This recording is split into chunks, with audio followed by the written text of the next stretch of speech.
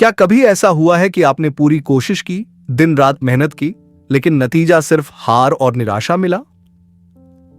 क्या वो लम्हा याद है जब आपको लगा कि शायद आप ही काबिल नहीं हैं? अगर हां, तो यह बुक समरी आपके लिए है। यह एक ऐसे इंसान की कहानी है जिसने हार को अपना मुकाम नहीं बनने दिया, जिसने अपने अकेलेपन में अपनी ताकत को पहचाना और खुद को नई ऊंचाइयों तक पहुंचाया। अगर आप भी अपनी जिंदगी में फंसे हुए महसूस कर रहे हैं तो रुकिए, यह सफर आपकी सोच बदल देगा, क्योंकि यह बुक समरी आपकी है। नमस्ते दोस्तों, स्वागत है आपका हमारे चैनल एम ज़ील पर। तो चलिए शुरू करते हैं। एलोन मस्क एक प्रसिद्ध उद्यमी और दिग्गज कारोबारी हैं। वह स्पेस एक्स के संस्थापक, सीओईओ और मुख्य डिजाइनर हैं। टेस्ला के सीईओ, न्यूरालिंक के सह संस्थापक और सीईओ हैं। साथ ही ओपन एआई के सह संस्थापक भी हैं। मस्क को पेपाल और सोलर सिटी जैसे अन्य उपक्रमों में उनकी भागीदारी के लिए भी जाना जाता है। उनका जन्म 28 जून 1771 को दक्षिण अफ्रीका के प्रिटोरिया में हुआ था। मां माए मस्क कनाडा की एक मॉडल रह चुकी हैं और उनके पिता एरोल मस्क एक दक्षिण अफ्रीकी इलेक्ट्रोमैकेनिकल इंजीनियर, पायलट, नाविक, सलाहकार और भवन निर्माता हैं। वह अपने माता पिता की पहली संतान है। उनका एक छोटा भाई किम्बल और एक छोटी बहन टोस्का है। एक उद्यमी के रूप में मस्क की यात्रा कम उम्र में ही शुरू हो गई थी। बचपन के आरंभिक दिनों से ही उनकी दिलचस्पी इंजीनियरिंग और कंप्यूटर प्रोग्रामिंग में थी। यही नहीं, वह कोई भी चीज बहुत जल्दी सीख लिया करते थे। उन्होंने पेंसिल्वेनिया यूनिवर्सिटी से भौतिकी और अर्थशास्त्र की पढ़ाई की, फिर स्टैनफोर्ड यूनिवर्सिटी से एनर्जी फिजिक्स में पीएचडी में दाखिला लिया। हालांकि अपने स्टार्टअप पर ध्यान केंद्रित करने के लिए उन्होंने 2 दिन बाद ही पढ़ाई छोड़ दी। मस्क सबसे पहले पेपाल के सह संस्थापक के रूप में प्रसिद्ध हुए, जिसे ईबे ने साल 2002 में $1 अरब 50 करोड़ में खरीदा था। फिर उन्होंने साल 2002 में ही स्पेस एक्स की स्थापना अंतरिक्ष की यात्रा को अधिक किफायती और पहुंच के भीतर लाने के उद्देश्य से की। इलेक्ट्रिक कार बनाने वाली कंपनी टेस्ला की स्थापना वर्ष 2003 में हुई। साल 2016 में मस्क ने न्यूरालिंक स्थापित की, जो उन्नत ब्रेन मशीन इंटरफेस विकसित करने पर काम कर रही है। मस्क को महत्वाकांक्षी और कभी-कभी विवादित लक्ष्यों के लिए भी जाना जाता है, जैसे कि मंगल ग्रह को उपनिवेश बनाने की उनकी योजना और हाइपरलूप जैसी हाई स्पीड परिवहन प्रणाली को लेकर उनकी सोच। वह परोपकार के विभिन्न कार्यों से भी जुड़े हैं, जिनमें मस्क फाउंडेशन शामिल है, जो नवीकरणीय ऊर्जा, अंतरिक्ष की खोज और शिक्षा पर केंद्रित है। मस्क एक दूरदर्शी व्यक्ति हैं, जिनमें समस्याओं का रोना रोने की बजाय उनका हल ढूंढ निकालने का आत्मविश्वास है। शौकिया तौर पर वह पहले एक इंजीनियर हैं और आवश्यकता की दृष्टि से एक उद्यमी हैं। सारी बाधाओं के बावजूद मस्क ने लगातार लोगों की उम्मीदों से खुद को बढ़कर साबित किया है। उन्होंने साबित किया कि वह मध्यम दर्जे से ऊपर उठकर अपने व्यापार के हर क्षेत्र में बड़ी सफलता प्राप्त कर सकते हैं। वह ऐसा हर समस्या को हल करने की अपनी क्षमता के कारण कर सके, चाहे समस्या कितनी ही जटिल क्यों न हो। कुल मिलाकर उन पर यह परिभाषा फिट बैठती है कि आप उनसे प्यार करें या नफरत, मगर उन्हें नजरअंदाज नहीं कर सकते।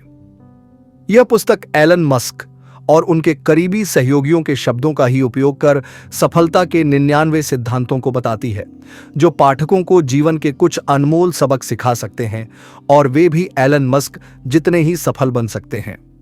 भरोसे का कारक। जब भी टेस्ला नई कार की घोषणा करता था, लोग तुरंत यकीन कर लेते थे कि यह एक महान कार होने जा रही है। वे तुरंत इसे बुक कर लेना चाहते थे, भले ही उसकी वास्तविक लॉन्च महीनों बाद होने वाली हो। यह कैसे करता है? संभव है कि एलन मस्क एक प्रसिद्ध उद्यमी हैं। हो सकता है कि वे बहुत प्रतिभाशाली हैं। भविष्य में संभव है कि वे बहुशक्ति धनी व्यक्तियों की सूची में हों और दुनिया के सबसे अमीर व्यक्ति की सूची में उनका भी नाम हो। लेकिन लोग उनकी कंपनी की कार को इन सब कारणों के कारण ही नहीं खरीदने जा रहे होते हैं। यहां जरूर इससे भी अधिक बड़ा कारण मौजूद है।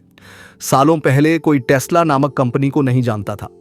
यहां तक कि लोगों को यह भी पता नहीं था कि बिजली से चलने वाली कार भी होगी और इसे वे खरीदने का सामर्थ्य रखते होंगे या सड़क पर नियमित परिवहन के उद्देश्य से उपयोग में देखा जा सकेगा। इसलिए टेस्ला का निर्माण एलन मस्क की बढ़ती लोकप्रियता के बावजूद एक दुस्साध्य यानी कठिन काम था। उन्हें कार के बाद एक नई कार बनाना था और उसकी गुणवत्ता में सुधार करना था, लोगों के लिए आसानी से उपलब्ध हो इस लायक बनाना था। इसके अलावा दूसरी कसौटियों पर इसे कसना था। हालांकि वे इन सभी पैमानों पर खरे नहीं उतर सके, पर इसके बाद भी वे कार निकाल रहे हैं और अपने उत्पाद को और बेहतर बनाने की कोशिश भी कर रहे हैं। जब यह होता है तो दूसरा गौण उत्पाद सामने आ जाता था, वह है ग्राहकों का भरोसा। हां, ग्राहकों और आम जनता भी, जो कि अब तक टेस्ला कार नहीं खरीद सके हैं, ने यह विश्वास करना शुरू कर दिया कि टेस्ला कार अच्छी कार होती है, क्योंकि उनके पास इस बात के साक्ष्य थे। वे साल दर साल इसे देख रहे थे कि एक के बाद दूसरा मॉडल उनके सामने आ रहा था, उसमें रोजाना एक नया फीचर जुड़ रहा था। वे यह भरोसा कर रहे थे कि कंपनी इस प्रक्रिया को लगातार बनाए रखेगी और उनकी अगली आने वाली पिछली कारों से अधिक बेहतर गुणवत्ता वाली होगी। किसी को भी न केवल इसे स्पष्ट रूप से कहने में कोई संकोच था, बल्कि यह उनका सहज ज्ञान था। वे यह ऐसा लग रहा था कि पहले से ही जानते थे। यही भरोसा था कि टेस्ला को सबसे बड़ा व्यापार संबंधी निवेश था। जब भी हम कोई उत्पाद या सेवा तैयार करते हैं तो मुख्य सेवाओं को भली भांति जारी रखना होता है, बल्कि इसके साथ हमें ग्राहकों का भरोसा जीतने की भूख होनी चाहिए। वह भरोसा अपने सभी प्रयासों में निरंतरता बरकरार रखते हुए ही अर्जित किया जा सकता है। यह भरोसा विज्ञापनों में डायलरों के खर्च करने या बहा देने से नहीं होगा, बल्कि यह आएगा केवल कठिन और गंभीर प्रयासों से। ये प्रयास ही उत्पादों और ग्राहकों के अनुभवों से प्रतिबिंबित होते हैं। एलन मस्क ने अपने ग्राहकों में ऐसा ही भरोसा बनाए रखा है। उत्पाद को सुंदर बनाना। क्या किसी एक कार को सुंदर होना चाहिए? संपूर्णता से कार का मूल्य जो बताया गया है, लोग एक जगह से दूसरी जगह जाते हैं ताकि उन्हें सुरक्षित, तेज और आरामदायक तरीके से कार मिले। तो इसका अर्थ यह नहीं कि कार के सुंदर होने की जरूरत है। यहां तक कि बुरी दिखने वाली कार भी इस उद्देश्य को पूरा करती है, पर लोग अब भी सुंदर कार चाहते हैं। क्या ऐसा नहीं है? यह छोटी सी मनोवैज्ञानिक अपेक्षा बहुत सारी चीजों में देखी जा सकती है। उदाहरण के लिए, हम अपने मोबाइल ऐप को सुंदर देखना चाहते हैं। लोग अपने दरवाजे के हैंडल की ओर देखते हैं, विंडोज, छतों और बहुत सारी चीजों को और अचेतन रूप से देखें तो अपने मन के बक्से में चिह्नित करते रहते हैं, क्या यह सुंदर है? हां, एलन मस्क ने एक बार अपनी टीम के साथियों से कहा था, यदि आप कोई उत्पाद बनाने जा रहे हैं तो उसे सुंदर बनाएं। संभव है कि कोई उसे केवल इसी कारण नहीं खरीदेंगे, यहां तक कि यह बिक्री को भी प्रभावित नहीं करेगा। इसके बाद भी मैं उसे सुंदर बनाना चाहता हूं। यह सलाह न केवल एलन की व्यक्तिगत पसंद को दर्शाती है, बल्कि यह संकेत करता है कि वे ग्राहकों के मन को कितना बेहतर तरीके से समझते थे। वे जानते थे कि ज्यादातर लोग खरीदने का निर्णय पूरी तरह उत्पाद के सुंदर होने के कारण नहीं लेते, लेकिन यह एक कारक है जिसकी वजह से उनका निर्णय प्रभावित होता है। इसलिए उन्होंने यह महत्वपूर्ण बात कही। साथ ही वे यह मानते थे कि उत्पाद को सुंदर बनाना दरअसल निर्माणकर्ता को भी खुश करता है। उन्हें यह संतोष मिलता है कि उन्होंने कुछ सुंदर उत्पाद बनाया है और जो काम भी बेहतर करता है। इस तरह की सोच न केवल बड़े विशाल उत्पादों तक ही सीमित रखने की जरूरत है, बल्कि छोटे छोटे फीचर को भी सुंदर बनाया जा सकता है। इससे खुद उत्पाद के मूल्य को भी बढ़ाया जा सकता है। लोग कार को पीछे लगे दर्पण से कार की सुंदर छवि को देखकर नहीं खरीदते, लेकिन जब इस तरह की छोटी छोटी चीजें सुंदर दिखती हैं तो कार न केवल अच्छी दिखती है, बल्कि यह ग्राहकों को आकर्षित भी करती है। किसी एक उत्पाद की सुंदरता इसका उपयोग करने वाले ग्राहकों के अनुभवों से साफ तौर पर मजबूती से जुड़ी होती है। जब उपयोगकर्ता का अनुभव अच्छा होगा तो उसके खरीदने के निर्णय पर भी इसका असर पड़ेगा। मुख्य उत्पादों के साथ सुंदरता का तत्व ग्राहकों के अनुभवों को बहुत सारे तरीके से प्रभावित करता है। लोगों का चुनाव, रंग, विज्ञापनों का स्वरूप, दफ्तर में उपयोग की जाने वाली स्टेशनरी यानी कागज, कलम आदि, उसकी बनावट और कार्यालय में आने का अनुभव या शोरूम में आने के बाद जो एहसास होता है, वह यहाँ तक कि प्रेस रिलीज में उपयोग में आने वाला फॉन्ट भी, ये सभी ग्राहकों के अनुभव को प्रभावित करने में योगदान करता है। एलन की यह सीख आपकी रचना को और सुंदर बनाती है। इंटरनेट क्या है? यह तकनीक के साथ अनुकूलता को सामान्य रूप से जीवन चक्र के रूप में देखा जाता है। इसकी 5 अवस्थाएं हैं। हर एक अवस्था में अलग अलग प्रकार के लोगों ने तकनीक के साथ तालमेल बिठाया। 1. अन्वेषक, वे उत्साही लोग जो कि अवसरों का निर्माण करते हैं, जोखिम का सामना करने के लिए तैयार रहते हैं। 2. शीघ्रता से अनुकूलता बना लेने वाले, दूरदर्शी लोग जो कि अपने सहज ज्ञान और दूरदर्शिता पर यकीन रखते हैं, अवसरों को बहुत जल्दी समझ लेते हैं। 3. वे बहुसंख्यक लोग जो कि प्रोडक्ट खरीदने की सोचते हैं। ये वे व्यावहारिक लोग होते हैं जो लोगों को देखते और इंतजार करते हैं कि कैसे वे किसी उत्पाद को खरीदने का निर्णय लेते हैं। 4. बाद में प्रोडक्ट खरीदने वाले लोग, ये संकुचित सोच वाले लोग होते हैं जो कि बहुसंख्यक लोगों के उत्पाद खरीदने के बाद ही उस चीज को अपनाते हैं। 5. फिसड्डी लोग, ये संशयवादी लोग होते हैं जो कि कोई चीज नहीं चाहते, नई तकनीक से उन्हें कोई खास मतलब नहीं होता। जब एलन मस्क ने अपनी पहली कंपनी इंटरनेट के कार्यक्षेत्र में काम शुरू किया तो उनके निवेशकों को भी नहीं पता था कि यह इंटरनेट क्या है। उन्हें इस विचार से कोई रोमांचक एहसास नहीं हुआ और न ही वे तुरंत चेक लिखने के लिए कूद पड़े। आखिरकार जब वे यह नहीं समझ रहे थे कि इंटरनेट क्या है, आखिर कैसे इस विचार को समझ पाते और यह जान पाते कि आखिर यह विचार उस तकनीक के टॉप पर बनने वाला है। लेकिन एलन को इस बारे में कोई संशय नहीं था। वह इंटरनेट के भविष्य को साफ देख रहे थे। वह महसूस कर रहे थे कि यह समय है जब वह अपनी ऊर्जा और समय दोनों ही इंटरनेट स्पेस में दें। साथ ही उन जल्दी या देरी से समझ सकने वाले दूरदर्शी लोगों के साथ काम करें और उन्हें यह समझा सकें कि इंटरनेट की संभावनाएं क्या हैं। हालांकि यह विचार उस समय इतना लोकप्रिय नहीं हुआ था, तब भी एलन इस बारे में सोच रहे थे। यह धैर्य उनकी कंपनी के लिए कीमती साबित हुआ। उनकी यह कंपनी तब उन कुछ एक कंपनियों में से थी जिनके पास वास्तव में अच्छे उत्पाद थे और वे अपने निवेशकों से अच्छी रिटर्न पा रहे थे। यहां तक कि जब उन्होंने बाद में दूसरी कंपनियां शुरू की तो एलन हमेशा ही अन्वेषक या शीघ्र ही नई तकनीक में ढाल लेने वाले समूह में शामिल होते थे। आज भी जब वे समस्याओं के बारे में बताते हैं जिन्हें बताने की जरूरत है, हम देख सकते हैं कि वे 2 टोपियां पहने होते हैं। लगातार वे तकनीकी अनुकूलन के शुरुआती जीवन चक्र के समूह में होते हैं। वे अवसरों को भुनाने या अवसरों को सफलता में बदलने की क्षमता रखते थे और रखते हैं भी। यही वजह है कि वे अपने प्रतिस्पर्धियों से काफी आगे रहते हैं और अपने इस ज्ञान का लाभ पाते हैं। एलन की सीख, अवसरों का जल्दी निर्माण करें या उनका पता लगाएं। पॉइंट। ईमेल की शक्ति। ईमेल एक महान संचार का हथियार है। यह किसी को भी उसके खाली समय में संपर्क करने की सहूलियत देता है और हमें कब उसका जवाब देना है यह निर्णय ले सकते हैं।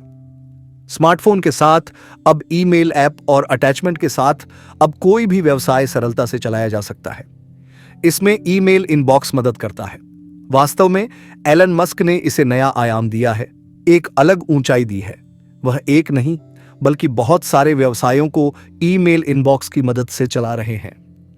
बेशक वे नियमित रूप से दफ्तर जाते हैं, फैक्ट्री में जाते हैं, स्टूडियो को डिजाइन करते हैं और प्रतिभागियों के साथ बैठकें करते हैं, उनसे चर्चा करते हैं, पर वे यह मानते हैं कि उनकी ईमेल चलाने का कौशल एक महत्वपूर्ण हथियार है जो उन्हें उपलब्ध समय में काफी काम निपटाने में उनकी मदद करता है। मैं लगातार ईमेल पर रहता हूं। जब भी संभव होता है मैं कोशिश करता हूं कि एक समान समय में लोगों से ईमेल से जुड़ा रहूं। इसका अर्थ है कि एलन अपने खाली समय को ईमेल को देखने और जवाब देने में उपयोग करते हैं। वे उन सभी विषयों को अपने टू डू लिस्ट से हटा देते हैं जब वे अपनी टीम के साथियों को उनके अपने अपने कार्य के लिए तेजी से खोलने के लिए कहते हैं। कुछ साल पहले एलन ने अपने टेस्ला के सभी कर्मियों को, इंक मैगजीन से इसे दोबारा लिया गया है, एक मेल किया जिसमें उन्होंने कुछ खास टिप्स शेयर किए कि कैसे कंपनी के भीतर सही संवाद स्थापित हो। कमांड के लिए कोई पारंपरिक रुख नहीं अपनाया जाए जिसमें यह अपेक्षा की जाती है कि आप अपने मैनेजर के जरिए कोई संदेश भेजें। इससे मैनेजर यानी कंपनी के प्रबंधक की शक्ति में बढ़ोतरी होती है। इससे कंपनी को कोई लाभ नहीं होता। बावजूद इसके, यदि आप किसी समस्या को जल्दी निपटाना चाहते हैं तो किसी से ईमेल करें अथवा बात करें। ऐसा तब तक करें जब तक कि पूरी कंपनी को इससे लाभ न मिले। आप अपने मैनेजर से बात कर सकते हैं या किसी वाइस प्रेसिडेंट से अथवा CIO से भी बात कर सकते हैं या किसी से भी बिना उसकी अनुमति लेकर ईमेल से बात कर सकते हैं। इसका अर्थ यह नहीं कि हमें ईमेल का इस्तेमाल कभी भी किसी भी विषय पर चर्चा करने के लिए करना है जिसका एलन ने अपने कथन में जिक्र किया है। इस शक्तिशाली हथियार का सावधानी से इस्तेमाल करें, खास मकसद या कारण से ही करें और यह आपको सफलता के लिए तैयार करेगा। एलन के सबक: सही तरीके से संवाद करें, सही संवाद के हथियार का प्रभावी प्रयोग करें। यार, मैं आपके लिए इतनी मेहनत कर रहा हूं, प्लीज दोस्तों लाइक एंड सब्सक्राइब कर दीजिए। व्यावहारिक रूप से उपयोगी होना। हमारे पास कई सीईओ है जो कि कॉलेज बीच में ही छोड़ चुके हैं। दूसरी तरफ ऐसे भी सीईओ है जिनके पास कॉलेज की डिग्री है। एलन मस्क इन दोनों का मिश्रण है। उनके पास कॉलेज की डिग्री है और उन्होंने कॉलेज को बीच में छोड़ भी दिया। हां, एलन ने स्टैनफोर्ड यूनिवर्सिटी में अप्लाइड फिजिक्स में PhD के लिए दाखिला लिया, पर 2 दिनों के भीतर ही वे इसे बीच में ही छोड़कर आ गए। उन्होंने इंटरनेट स्टार्टअप शुरू करने का निर्णय लिया। आखिर कोई इतने प्रसिद्ध कॉलेज में दाखिला होने के बाद बस 2 दिनों में ही छोड़ने का निर्णय क्यों लेगा?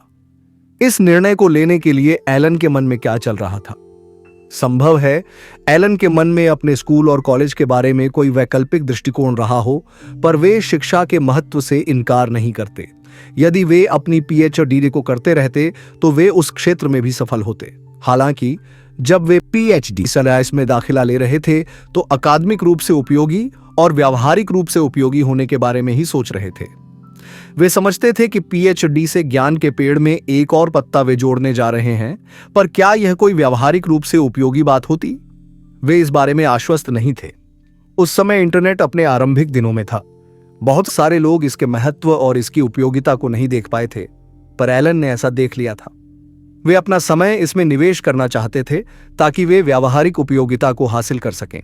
बेशक वे अपनी PhD पूरी करने के बाद इंटरनेट में अवसर तलाश सकते थे या वे दोनों समानांतर रूप से कर सकते थे, लेकिन इंटरनेट तेजी से दौड़ रहा था और एलन को इसे देखना काफी कुंठित करने वाला होता। साथ ही तथ्य यह है कि वे हमेशा वापस आ सकते थे और शिक्षा से खुद को आश्वस्त कर सकते थे ताकि वे इंटरनेट के अवसर को शिक्षा के अवसर से आगे रख सकें। ऐसा ही हुआ और गहराई में जाकर देखें तो यह एक बड़ा निर्णय था। उनके पहले 2 इंटरनेट स्टार्टअप के बिना ही एलन टेस्ला या स्पेसएक्स के लिए पूंजी नहीं जुटा सकते थे। सही समय पर वहां पहुंचने के बाद ही उपयोगी बन सका और इस प्रक्रिया में कुछ पैसा कमाने में सहयोगी बन सका। जब हम 2 विकल्पों का सामना कर रहे होते हैं तो हमें एक को चुनने की जरूरत होती है। हमें खुद से वही सवाल पूछने की कोशिश करनी चाहिए जो एलन ने पूछा।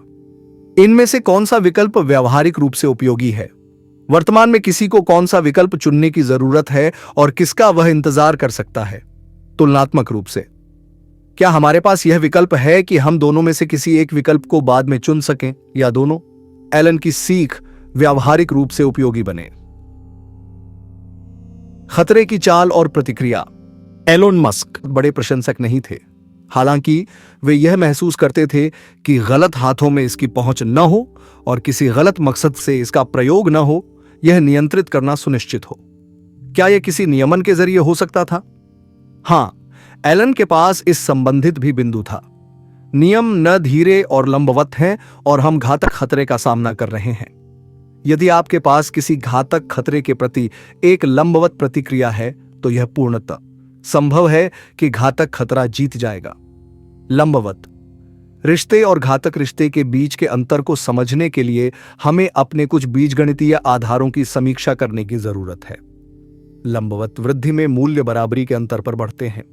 उदाहरण के लिए 3, 6, 9, 12 आदि। यहां हर बढ़े हुए मूल्यों के बीच बराबरी से 3 का अंतर है। वहीं घातकीय वृद्धि में मूल्य एक बराबर अनुपात में बढ़ते हैं। उदाहरण के लिए 3, 9, 27, 81 आदि। यहां हर बढ़े हुए मूल्य में बराबर अनुपात में 3 का अनुपात है। जब यहां साधारण उदाहरण की तरफ देखते हैं तो हम देख सकते हैं कि लंबवत वृद्धि के 4 चरणों में 3 का मूल्य 12 हो गया है और उसी समान रूप से जब घातकीय वृद्धि को देखें तो उसी 4 चरणों में यह 81 हो गया है। इन दोनों के बीच एक बड़ा अंतर है और यह खाई और बढ़ती जाएगी यदि हम अतिरिक्त चरणों को पार करने की तरफ बढ़ते जाएंगे। इस परिप्रेक्ष्य के साथ जब हम एलन के संदेश को देखते हैं तो वे हमसे कुछ अलग अपेक्षा करते हैं।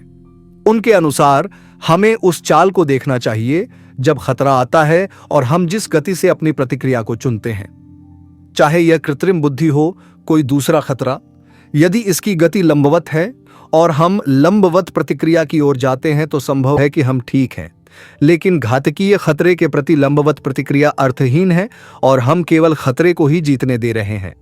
बेशक यह संभव है कि आप लंबवत खतरे के प्रति भी घातकीय प्रतिक्रिया दें, यह समस्या को जल्दी सुलझा देगा। लेकिन दूसरे संयोजन, घातकीय खतरे के प्रति लंबवत प्रतिक्रिया, काफी गंभीर विषय है और इसे हर कीमत पर टालने की जरूरत होनी चाहिए। इसलिए खतरे की चाल का विश्लेषण और इसे समझना बहुत जरूरी है। हमारी प्रतिक्रिया की चाल को कैसा होना चाहिए, इसका निर्णय करने के लिए यह जरूरी है।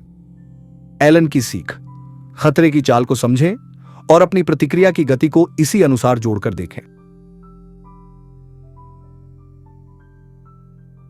मतलबी लोगों या कामों पर प्रतिक्रिया करना। एलन का बचपन मुश्किलों भरा रहा, लेकिन इस पर उनकी प्रतिक्रिया उस तरह की स्थिति में किसी और की प्रतिक्रिया जैसी हो सकती है, संभवतया उससे बहुत अलग। उनके अपने शब्दों में, एक कठिन बचपन वाले व्यक्ति के लिए दृष्टिकोणों में से एक यह होगा, मैं दुनिया में वापस आने जा रहा हूं और उन लोगों के लिए मतलबी बनूंगा जैसे वे मेरे लिए मतलबी रहे थे।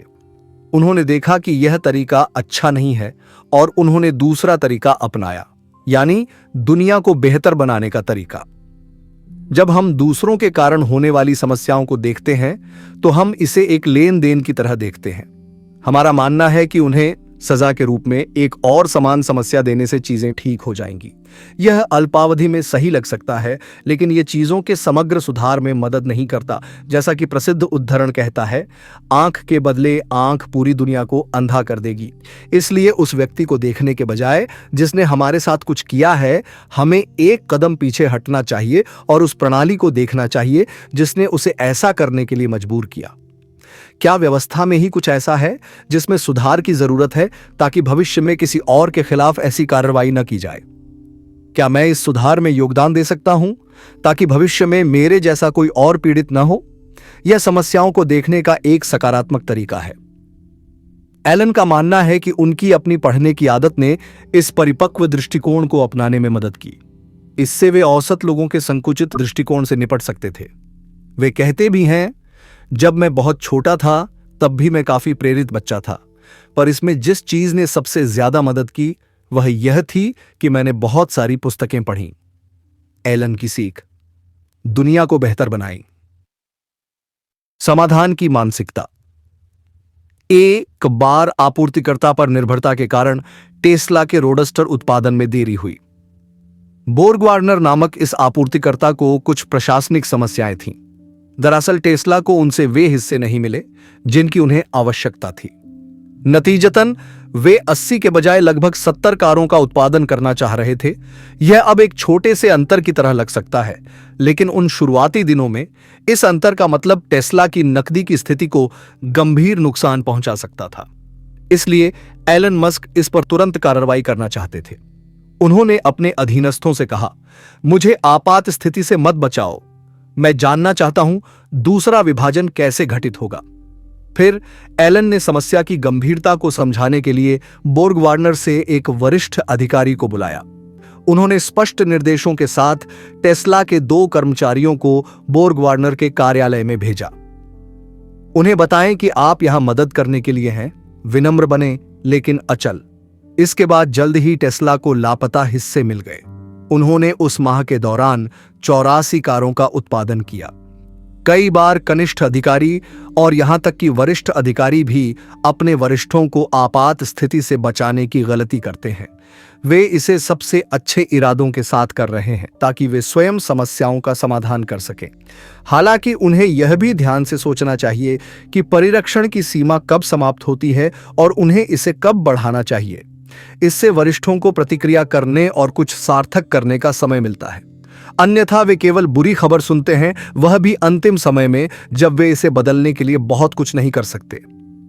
इस उदाहरण में एलन का दृष्टिकोण उनके अधीनस्थों के प्रयासों से काफी भिन्न था, जबकि वे इस तथ्य को स्वीकार कर रहे थे कि उनके नियंत्रण से परे समस्याओं के कारण उन भागों को प्राप्त नहीं किया जा सकता।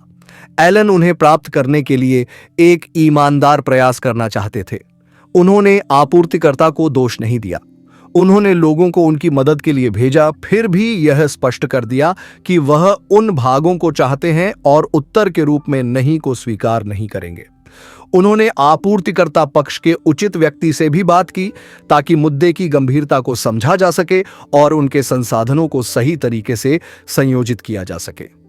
समस्याएं किसी भी व्यवसाय का हिस्सा होती हैं, हालांकि जब हम उन्हें हल करने और आगे बढ़ने के दृष्टिकोण से देखते हैं तो नए रास्ते सामने आते हैं। एलन की सीख समस्याएं होती हैं। उचित समय आने पर गहराई में जाएं, उनके पास आने पर समाधान की मानसिकता रखें। सटीक होना। एशली वेंस ने एलन मस्क के बारे में एक पुस्तक लिखी। इस पुस्तक के संबंध में शोध के लिए वह कई बार एलन से मिले। उन्होंने उनके कई सहयोगियों का साक्षात्कार भी लिया और एक विस्तृत जीवनी लिखी। एक बार जब पुस्तक प्रकाशन के लिए तैयार हो गई तो उन्होंने एलन को एक प्रति भेजी। कुछ दिनों बाद एशली को सुबह 3:30 पर एलन से एक ईमेल मिला। उस ईमेल में पुस्तक में कई चीजों के बारे में एलन की टिप्पणियां थीं। यह समीक्षा थी जो कि किसी एक पैराग्राफ की तरह थी। अगले कुछ दिनों में एलन ने और ईमेल और टिप्पणियां भेजीं। अंत में उन्होंने एशली की पुस्तक को 95% की सटीकता वाली रेटिंग दी।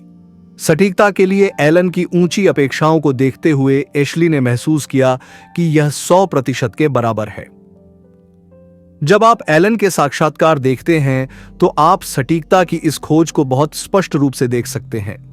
यदि आप उसके बारे में भद्दी टिप्पणी करते हैं तो वह ज्यादा परवाह नहीं करते हैं, लेकिन अगर कोई कुछ गलत कहता है तो वह तुरंत कार्रवाई के लिए कूद जाएंगे। वह इसे जाने नहीं दे सकते। उन्हें हस्तक्षेप करना होता है और इसे ठीक करना होता है। एशली की पुस्तक में एलन की बहन टोस्का ने अपने बचपन से एक दिलचस्प घटना साझा की है। वह खाने की मेज पर बैठी है और तीव्रता से सोच रही है कि पृथ्वी से चंद्रमा की दूरी कितनी है। इस पर एलन तुरंत उन्हें सटीक उत्तर देते हैं। सटीकता के इस जुनून को वह आज भी बरकरार रखे हुए हैं। सटीक होना सामान्य रूप से लोगों के लिए बहुत महत्वपूर्ण नहीं लग सकता है। अगर मुझे पृथ्वी और चंद्रमा के बीच की सटीक दूरी याद नहीं है तो क्या गलत है? जब तक मुझे सीमा याद है मैं ठीक हूं। कुछ मील यहां और वहां जैसी कोई बात नहीं होनी चाहिए। जब हम इसे अभियांत्रिकी के नजरिए से देखते हैं तो एक छोटी मिलीमीटर की त्रुटि भी एक डिजाइन के विफल होने का कारण बन सकती है। इसलिए यह सुनिश्चित करने के लिए कि आप चीजों को सही तरीके से बनाने में सक्षम हैं, इसलिए तो सटीक होना आवश्यक है। इसी तरह हमारी योजनाओं और अपेक्षाओं के बारे में सटीक होना हर किसी को काम करने के लिए सही आधार निर्धारित करता है। अस्पष्ट बयानों का अलग अलग लोगों के लिए अलग अलग मतलब हो सकता है, जिससे भविष्य में निराशा हाथ लग सकती है। इसलिए सटीक होने की उम्मीद सभी से की जानी चाहिए और इसे प्रोत्साहित किया जाना चाहिए। दूसरी तरफ गलत बयानों की अनुमति देना या इस बात की परवाह नहीं करना कि तथ्यों को सही तरीके से प्रस्तुत किया गया है या नहीं, हम जो कर रहे हैं उसके बारे में लापरवाह रवैया अपनाते हैं। अगर हम अपने काम के प्रति गंभीर हैं तो हमें इसके सभी तथ्यों के बारे में सटीक होना चाहिए। एलन की सीख, सटीक रहें, हर चीज सरल रखें। जो लोग जटिल समस्याओं को समझते हैं, उन्हें संभालते हैं और उन्हें हल करने के लिए जटिल समाधान निकालते हैं, वे विस्मय की नजर से देखे जाते हैं। बाकी सभी लोग, चाहे वे कितने भी प्रतिभाशाली हों, उन्हें समान स्तर का सम्मान नहीं मिलता है। लेकिन जटिल समस्याओं के लिए जटिल समाधान की आवश्यकता नहीं होती है। वास्तव में जटिल समाधानों में एक अंतर्निहित दोष है जो हमें एलन मस्क इंगित करते हैं। वे विश्वसनीयता को चोट पहुंचाते हैं और लागत में वृद्धि करते हैं। उदाहरण के लिए, यदि किसी बैटरी में 100 घटक हैं तो उनमें से प्रत्येक विफल हो सकता है और उन्हें एक साथ रखने से विफलता के लिए कई क्रम परिवर्तन और संयोजन बनते हैं। साथ ही आपको उन सभी 100 घटकों के लिए भुगतान करना होगा जो बैटरी की समग्र कीमत को बढ़ाते हैं। अब यदि हम डिजाइन को सरल बनाने में सक्षम हैं और केवल 70 घटकों के साथ बैटरी के साथ आते हैं, तो हमने न केवल घटकों की संख्या और कीमत कम कर दी है, बल्कि हमने इसे और अधिक विश्वसनीय बना दिया है। कम चीजें हैं जो गलत हो सकती हैं। इसलिए एलन सादगी के आधार पर अपने निर्णय लेते हैं। यदि हम एक ही परिणाम को एक सरल समाधान के साथ प्राप्त कर सकते हैं, तो वह उसे पसंद करेंगे। आम धारणा के विपरीत जटिलता आसान है और सरलता कठिन है। किसी भी लेखक से पूछें तो वे आपको बताएंगे कि चीजों को आसान बनाने के लिए उन्होंने कितना काम किया है। जटिल सामग्री लिखना आसान है, इसे सरल और पाठकों के लिए सुलभ बनाना कठिन हिस्सा है। इसी तरह एक जटिल डिजाइन के साथ एक समस्या को हल करना अपेक्षाकृत आसान है। इसे सरल और प्रभावी बनाने के लिए कड़ी मेहनत की जरूरत है, लेकिन अगर आप चीजों को सरल बनाने में निवेश करने को तैयार हैं, तो आप स्वचालित रूप से विश्वसनीयता और लागत लाभ प्राप्त करेंगे। एलन की सीख: अपने समाधानों को सरल और प्रभावी रखने का प्रयास करें। प्यार में पड़ रहे ग्राहक। मोटर ट्रेंड, एक प्रसिद्ध ऑटो पत्रिका, ने एलन मस्क से टेस्ला कारों में पेश की गई कुछ शांत हाल की विशेषताओं के बारे में पूछा। यह कहां से आता है? इस सरल प्रश्न के लिए एलन का उत्तर हमें दिखाता है कि वह उत्पाद डिजाइन और ग्राहक संबंधों को कैसे देखता है। सबसे महत्वपूर्ण लक्ष्य यह है कि हम आपको इस कार से प्यार करने के लिए क्या कर सकते हैं। एलन के अनुसार कारों या किसी भी अन्य उत्पाद को एक सौम्य निगम द्वारा डिजाइन नहीं किया जाना चाहिए। इसलिए जब वह अपने उत्पादों के बारे में बात करता है, तो वे प्यार में पड़ने वाले ग्राहक शब्द का उपयोग करते हैं। यह तभी होता है जब आप ऐसे उत्पाद बनाते हैं जो आपको निर्माता को पसंद हो। यह स्पष्ट तथ्य है कि आप अपने उत्पाद से प्यार करते हैं। यह दर्शाता है कि आप एक निष्प्राण निगम नहीं हैं। लेकिन एक निष्प्राण निगम का सही अर्थ क्या है? जब आपके उत्पाद निर्णय वित्त संख्या या बाजार विश्लेषण या किसी अन्य स्प्रेडशीट द्वारा संचालित होते हैं, तो यह एलन के अनुसार एक सौष्ठव निगम को इंगित करता है। बेशक वह इस बात से सहमत हैं कि कंपनी का लक्ष्य पैसा कमाना है, लेकिन जो कुछ भी आप बनाते हैं उसके लिए अपना जुनून दिखाकर, दिल और आत्मा से सब कुछ करके इसे अर्जित किया जाना चाहिए। जब आप ऐसा करेंगे तो आपके ग्राहक भी उत्पाद को पसंद करेंगे। एक अन्य साक्षात्कार में एलन ने उल्लेख किया कि यदि आप इसे पसंद नहीं करते हैं, तो उत्पाद को महान छवि बनाना वास्तव में कठिन है। इसलिए कुछ ऐसा बनाने की कोशिश न करें जो दूसरों को पसंद आए लेकिन आपको नहीं। इसके बजाय कुछ ऐसा बनाएं जिससे आप प्यार करते हैं, फिर दूसरे उसका अनुसरण करेंगे। जब किसी उत्पाद में आत्मा या दिल होता है, तो ग्राहक इसके लिए महसूस करते हैं। वे बस इसमें बहुत सारी विशेषताओं वाला एक बॉक्स नहीं देखते हैं, वे उन सुविधाओं में से प्रत्येक के पीछे का प्यार देखते हैं। वे उस देखभाल को देखते हैं जिसे आपने इसे महान बनाने में दिखाया है, और वे आपके उत्पाद के प्रति वफादार हो जाते हैं। क्या आपके ग्राहक आपके उत्पाद या सेवा के बारे में ऐसा महसूस करते हैं? यदि नहीं, तो आप उन्हें इससे प्यार करने के लिए क्या कर सकते हैं? क्या आप जो बना रहे हैं उससे प्यार करते हैं? क्या वे आपके उत्पाद या सेवा की विशेषताओं को दिल से महसूस कर रहे हैं? एलन की सीख: अपने उत्पाद सेवा से प्यार करें। पॉइंट। कामयाबी की 3 सामग्री। अनुत्तरिक्ष अनुसंधान आमतौर पर एक सरकारी निकाय द्वारा किया जाता है, तो कभी-कभी सरकारी निकायों के एक संघ के द्वारा। यहां तक कि अमेरिका जैसे देशों में भी, जो सभी उद्योगों में उद्यमशीलता की भावना को प्रोत्साहित करते हैं, अंतरिक्ष क्षेत्र में कुछ ही निजी कंपनियां हैं। यह समस्या की जटिलता, पैमाने और आवश्यक निवेश के कारण हो सकता है। एलन मस्क उन दुर्लभ उद्यमियों में से एक हैं जो एक निजी खिलाड़ी के रूप में अंतरिक्ष उद्योग में प्रवेश करने और एक सफल कंपनी बनाने में सक्षम थे। इस सफलता के क्या कारण हैं? बेशक एलन का स्पेसएक्स तुरंत सफल नहीं हुआ। उनके पास कुछ असफल मिशन थे, लेकिन अंततः अपने मिशन में सफल रहे। एलन इसके लिए 3 अवयवों को सूचीबद्ध करते हैं: सफलता यानी तकनीकी प्रतिभा का महत्वपूर्ण द्रव्यमान, पर्याप्त धन और अच्छा डिजाइन। आश्चर्यजनक रूप से ये 3 सामग्रियां किसी भी कठिन समस्या को हल करने के प्रयास में लगी कंपनियों पर लागू होती हैं, यहां तक कि उन समस्याओं को भी जो कि असंभव लगती हैं। दोस्तों, अभी तक लाइक एंड सब्सक्राइब नहीं किया हो तो प्लीज दोस्तों कर दीजिए। एक असामान्य निवेशक। निवेश एक कला है। कुछ लोग इसे बहुत अच्छे से करते हैं। वे अपने पैसे को इस तरह व्यवस्थित करते हैं कि उनके पास जोखिम और पुरस्कार का सही मिश्रण हो, इसलिए उनके पोर्टफोलियो का मूल्य बढ़ना जारी है। वे बाजार के रुझानों और अन्य कारकों को ध्यान से देखकर इस मिश्रण को समायोजित भी करते हैं। जबकि वे जोखिम लेते हैं, वे अपने सभी निवेशों में कुछ न्यूनतम गारंटी की तलाश करते हैं। साथ ही वे यह सुनिश्चित करते हैं कि उनके निवेश का कुछ हिस्सा अपेक्षाकृत सुरक्षित है, भले ही यह कम रिटर्न प्रदान करता हो।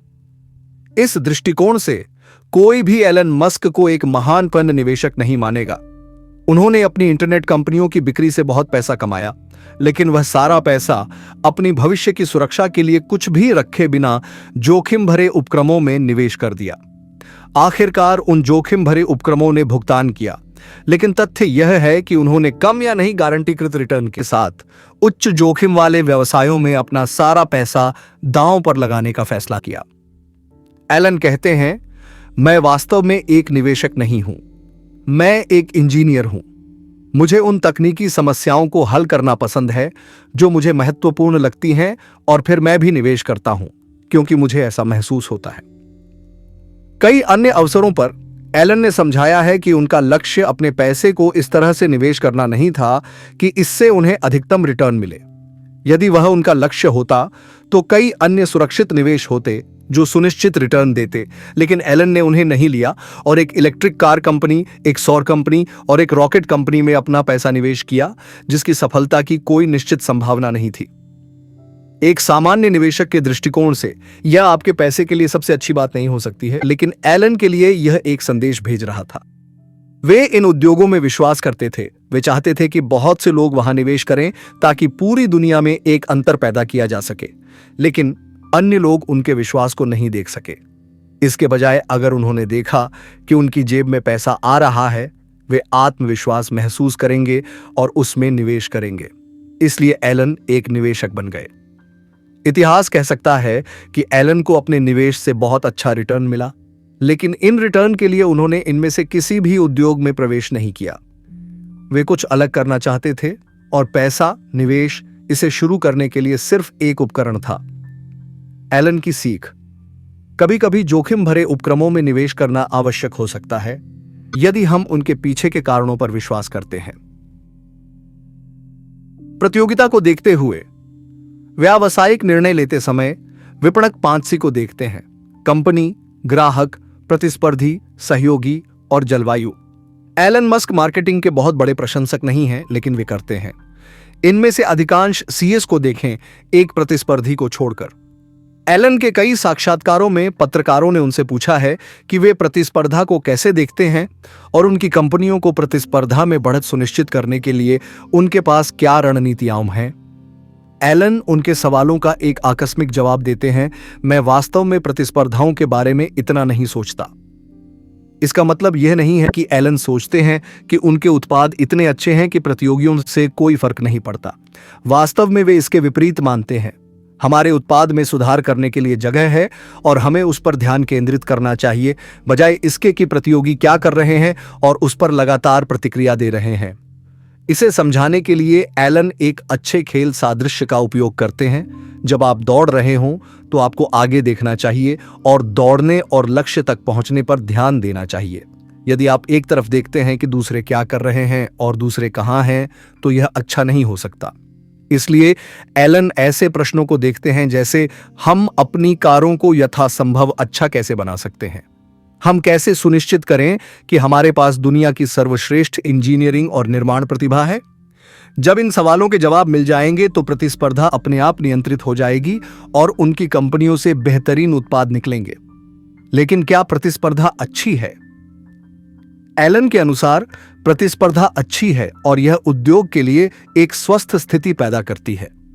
उनका मानना है कि अच्छी खेल भावना के साथ स्वस्थ प्रतिस्पर्धा सभी के लिए बेहतर परिणाम लेकर आएगी। यदि सभी कंपनियां सकारात्मक प्रतिस्पर्धी तत्वों को तालिका में लाती हैं, तो यह बहुत लाभ के साथ एक मजेदार खेल होने जा रहा है। यही कारण है कि एलन ने एक बार अपने संभावित बड़े प्रतिस्पर्धियों में से एक जेफ बेजोस से पूछा कि वे अंतरिक्ष उद्योग में और अधिक क्यों नहीं कर रहे हैं। इसी तरह एलन की टेस्ला मोटर वाहन उद्योग में अपने कुछ प्रतिस्पर्धियों के लिए घटकों और भागों का निर्माण करती है, क्योंकि यह इलेक्ट्रिक कारों के समग्र विकास और स्वीकृति में मदद करती है। एलन की सीख, अपने प्रतिस्पर्धियों के बारे में मत सोचें, इसके बजाय अपने उत्पादों और सेवाओं को सर्वश्रेष्ठ बनाने पर ध्यान दें। खराब समय को भी याद रखें। कंपनियों का एक जीवन चक्र होता है, ठीक उनके उत्पादों और सेवाओं की तरह। अच्छा समय होता है और काला समय भी होता है। जब चीजें अच्छी हों तो कोई भी कंपनी चला सकता है, लेकिन जब चीजें ठीक नहीं चल रही हों तो उसे आगे बढ़ाने के लिए बहुत अनुशासन और आत्मविश्वास की जरूरत होती है। एलन मस्क कहते हैं कि हमारे लिए काले समय के बारे में सोचना महत्वपूर्ण है, भले ही वे खत्म हो गए हों। वे इस बात पर भी जोर देते हैं कि आत्मविश्वास के साथ काले समय से गुजरना ही सफलता और असफलता के बीच का अंतर है। उदाहरण के लिए, एलन की अब तक की सबसे सफल कंपनियों टेस्ला और स्पेसएक्स के पास काले समय का अपना हिस्सा था। एक समय ऐसा भी आया जब एलन को अपना सारा पैसा उनमें डाल देना पड़ा, अपने किराए का भुगतान करने के लिए दोस्तों से उधार लेना पड़ा। फंडिंग का दौर गलत हो रहा था, हितधारकों का विश्वास कम हो रहा था, मीडिया उनके हर कदम की आलोचना कर रहा था। एलन सुनिश्चित करते हैं कि जब भी लोग उनकी सफलताओं के लिए उनकी प्रशंसा करें तो वह इन काले समय के बारे में बात करें। वह उन्हें बताते हैं कि ये दोनों कंपनियां बंद होने के कितने करीब थीं और इन चुनौतियों के बावजूद इसे जारी रखने के लिए कितनी इच्छा शक्ति और ऊर्जा की जरूरत थी। वे उन लोगों को बुलाना चाहते हैं जिन्हें उन काले दिनों में उन पर भरोसा था और कैसे उनकी टीम ने उन्हें आगे बढ़ने में मदद की। इस काले समय का नियमित रूप से उल्लेख करके एलन सुनिश्चित करते हैं कि वे जमीन पर हैं और दुनिया को याद दिलाते हैं कि चीजें दूसरी तरफ जा सकती थीं। इसलिए वे और उनकी टीम समय बहुत अनुकूल नहीं होने पर भी कड़ी मेहनत जारी रखने के लिए श्रेय देने के पात्र हैं। जब एक उद्यमी अपने प्रयास में काले समय का सामना करता है तो एलन के उदाहरण से याद रखने के लिए दो महत्वपूर्ण सबक हैं। सबसे पहले, काले समय का सामना करने का मतलब यह नहीं है कि यात्रा समाप्त हो गई है। यह सिर्फ एक चरण है और हम उज्जवल समय देख सकते हैं और इसलिए प्रयास जारी रखना चाहिए। दूसरा, काला समय बीत जाने के बाद भी उन दिनों से सीखे गए सबक को हमें याद रखना चाहिए, छिपाना नहीं चाहिए, क्योंकि हमें आत्मसंतुष्ट नहीं होना चाहिए और आगे आने वाली किसी भी चुनौती के लिए तैयार रहना चाहिए। एलन की सीख, काले समय का आत्मविश्वास के साथ सामना करें, उन्हें जीतें और फिर उन्हें हमेशा याद रखें। से युवा लोग एलन मस्क से स्टार्टअप सलाह के लिए पूछते हैं तो उनके द्वारा उल्लेखित प्रमुख बिंदुओं में से एक है दर्द की उच्च सीमा तक पहुंचना। दर्द की दहलीज क्या है? सामान्य शब्दों में यह वह अधिकतम बिंदु है जिस पर आप दर्द महसूस करते हैं। उदाहरण के लिए, जब आपके हाथ पर थोड़ा सा दबाव डाला जाता है तो हो सकता है कि आपको कोई दर्द महसूस न हो, लेकिन अगर दबाव धीरे धीरे बढ़ाया जाता है तो किसी बिंदु पर दर्द होने लगता है और यह आपके दर्द की दहलीज है। यह दहलीज अलग अलग लोगों के लिए अलग अलग हो सकती है। कोई अपेक्षाकृत कम दबाव बिंदु में ही दर्द महसूस करना शुरू कर सकता है, जबकि कोई इसे एक उच्च दबाव बिंदु तक सहन करने के लिए सक्षम हो सकता है। इसलिए प्रत्येक व्यक्ति के लिए दर्द की सीमा अलग अलग होती है। जब हम इस सामान्य परिभाषा को कंपनियों के संस्थापकों पर लागू करते हैं तो यह उनकी स्टार्टअप यात्रा का बिंदु होता है जब वे दर्द महसूस करना शुरू करते हैं। यदि वे शुरुआती ठोकरों के दौरान ही दर्द महसूस करना शुरू कर देते हैं तो हो सकता है कि उनके पास अपनी कंपनियों को अधिक ऊंचाइयों पर ले जाने की प्रेरणा और ऊर्जा न हो, इसलिए वे जल्दी छोड़ सकते हैं। यही कारण है कि एलन स्टार्टअप संस्थापकों को उच्च दर्द सीमा रखने की सलाह देते हैं। एक कंपनी शुरू करना शुरू में रोमांचक और सुखद लग सकता है, लेकिन इसमें बहुत मेहनत लगती है और यह कई अन्य कारकों पर निर्भर करता है जो हमारे हाथ में नहीं हो सकते हैं। इसलिए कंपनियों के शुरुआती दिनों से ही कुछ छोटी और मध्यम विफलताओं, यहां तक कि बड़ी विफलताओं को देखना स्वाभाविक है। जब ऐसी स्थितियां होती हैं तो उच्च दर्द सीमा वाले एक संस्थापक को तुरंत ऊर्जा महसूस नहीं होगी और वह खुद को आगे चलने के लिए प्रेरित करेगा। यह भावना उन्हें शुरुआती हिचकी को पार करने और तब तक जारी रखने में मदद करती है जब तक कि उनके लिए आगे बढ़ना वास्तव में मुश्किल न हो जाए। यदि उनकी दर्द सीमा इतनी अधिक है कि उनकी कंपनी सुचारू रूप से प्रवेश करती है, इससे पहले कि वे उस बिंदु पर पहुंचें, यात्रा फलदायी है और कंपनी सफल है। दूसरी ओर, कम दर्द की सीमा वाले लोग स्टार्टअप दुनिया के लिए उपयुक्त नहीं होंगे, जो अज्ञात चीजों से भरी है। वे कम अस्पष्टता और सफलता की उच्च संभावनाओं के साथ कुछ करने से बेहतर हो सकते हैं। अगर वे अभी भी कुछ शुरू करना चाहते हैं तो उन्हें अपनी दर्द सीमा में सुधार करने की दिशा में काम करना चाहिए, और इससे उम्मीद को जल्दी करने से निराशाओं से बचने में मदद मिलती है। यही कारण है कि एलन अपने लगभग सभी साक्षात्कारों में अपनी शुरुआती विफलताओं का उल्लेख करते रहते हैं, ताकि यह स्पष्ट हो सके कि दर्द सामान्य है और उच्च दर्द सीमा होने से आपको इसे बेहतर तरीके से संभालने में मदद मिलती है। एलन की सीख: दर्द की दहलीज तक पहुंचने की क्षमता पैदा करें। विश्वास रखने वाले की व्यवस्था। आपके पास एक नया विचार है जो दुनिया को बदल सकता है। बधाई हो, लेकिन कितने लोग इस विचार पर विश्वास करते हैं? बेशक आपके पास कम से कम एक विश्वासी होगा, वह है आप। आपके कुछ दोस्त और रिश्तेदार आप पर विश्वास कर सकते हैं। कुछ भाग्यशाली लोगों के पास एक साथी या एक निवेशक या पहले कर्मचारियों का एक समूह हो सकता है जो उस विचार में विश्वास करते हैं, लेकिन कुल मिलाकर यह संख्या बहुत कम है, कम से कम शुरुआती चरणों के दौरान। एलन मस्क हमें विश्वास दिलाते हैं कि शुरुआत में कुछ ही लोग हम पर विश्वास करेंगे, हालांकि अगर हम कुछ ठोस बना सकते हैं तो यह संख्या बढ़ेगी। इस तरह यह विश्वासियों की प्रणाली काम करती है। इसका मतलब यह नहीं है कि आपके पास विश्वासियों के लिए एक आदर्श उत्पाद या सेवा तैयार होनी चाहिए, लेकिन आपको साधारण विचारों से परे कुछ चाहिए, या एक दस्तावेज या पावर पॉइंट स्लाइड चाहिए। एलन हमें एक नकली या एक डेमो या एक स्केच बनाने की सलाह देता है जिसे लोग देख, छू और महसूस कर सकें। जब ऐसा होता है, अचानक अधिक लोग आपके विचार पर विश्वास करने लगते हैं। जैसे जैसे इस नकली या प्रोटोटाइप की गुणवत्ता में सुधार होता है, आपको अधिक विश्वास करने वाले मिलते हैं। इसलिए नए व्यापार मालिकों को एक अच्छे नए विचार के साथ एलन की सलाह इस प्रोटोटाइप चरण में जितनी जल्दी हो सके प्राप्त करना है। भले ही यह आदिम है, यह लोगों को आश्वस्त करता है और आपको विश्वासियों और समर्थकों का एक समूह देता है। उसके बाद आप पुनरावृत्ति कर सकते हैं और इसे तेजी से सुधार सकते हैं। आपका बड़ा विचार क्या है? इसका उपहास या प्रदर्शन करने का सबसे अच्छा तरीका क्या है जिससे अधिक लोगों को आपके विचार पर विश्वास हो जाए? तुम वहां जल्दी कैसे पहुंच सकते हो? ये ऐसे प्रश्न हैं जो हमें उस स्तर तक पहुंचने में मदद कर सकते हैं जहां हमारे पास अपनी स्वयं की समर्थन प्रणाली है जो हमारे उत्पाद के सुधार के लिए फीड करती है। यह सकारात्मक सर्पिल एक अच्छे प्रारंभिक प्रोटोटाइप द्वारा तुरंत आगे बढ़ा दिया गया है। एलन की सीख: जब आपके पास कोई अच्छा विचार हो तो एक प्रोटोटाइप बनाएं, इसे सुधारें, अधिक विश्वासियों को प्राप्त करने के लिए इसका उपयोग करें, तब तक दोहराएं जब तक आप अंतिम उत्पाद या सेवा तक नहीं पहुंच जाते। 10 गुना बढ़ाएं और समस्याओं का संयोजन करें। किसी बड़ी समस्या का समाधान करना कई लोगों के लिए भारी पड़ सकता है।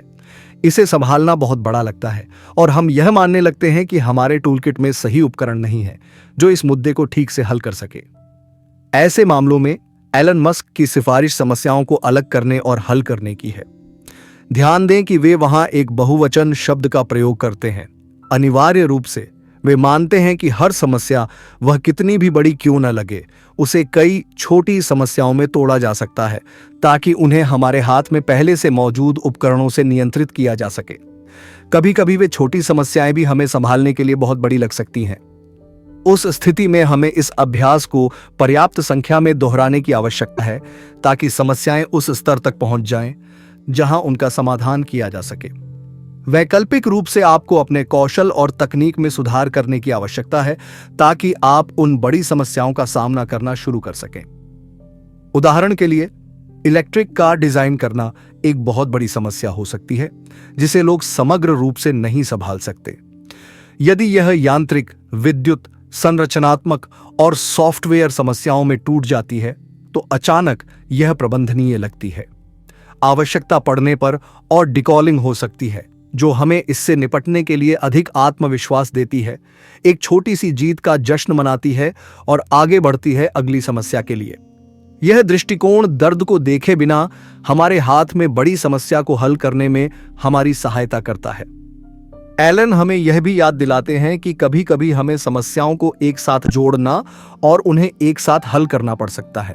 उदाहरण के लिए, ऊर्जा भंडारण और रिलीज से संबंधित सभी छोटी समस्याओं को तार्किक रूप से एक कार के बैटरी स्तर पर जोड़ा जा सकता है और उन्हें एक बार में संभालने के बजाय एक ही समस्या के रूप में हल किया जा सकता है। यह उन सभी समस्याओं की ओर ध्यान देता है जिनसे उन्हें एक समाधान के लिए उभरने की आवश्यकता होती है। संक्षेप में, हमें समस्याओं का उनके मूल आकार के आधार पर सम्मान करने या उन्हें संभालने की आवश्यकता नहीं है। आवश्यकता के आधार पर उन्हें अलग करना या उनका संयोजन करना हम में आवश्यक आत्मविश्वास और उत्साह पैदा कर सकता है, उन्हें हल करने के लिए एक महान के प्रेरक के रूप में कार्य करना। एलन की सीख: समस्याओं को अलग करें या स्थिति की मांग के अनुसार समस्याओं को संयोजित करें, सक्रिय रूप से समाधान की ओर बढ़ें।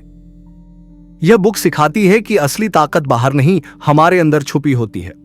अकेलापन कमजोरी नहीं, खुद को समझने और अपनी सीमाओं को तोड़ने का मौका है। हार कोई अंत नहीं, बल्कि सफलता का पहला कदम है। हर असफलता हमें बेहतर बनने का मौका देती है। जब आप अपने दर्द और संघर्ष को अपनी ताकत बना लेते हैं, तो कोई भी मंजिल दूर नहीं रहती। खुद पर यकीन करना, हर गिरावट के बाद उठना और मेहनत से आगे बढ़ना ही असली जीत है। यह सफर बताता है कि हमारी सबसे बड़ी लड़ाई हमारे खुद से है। हारो नहीं, जीत तुम्हारी है। तो दोस्तों, ऐसी बुक समरी सुनने के लिए आप हमारे चैनल को सब्सक्राइब कर लीजिए और दोस्तों, हमें कमेंट में जरूर बताएं कि वीडियो कैसा लगा। धन्यवाद।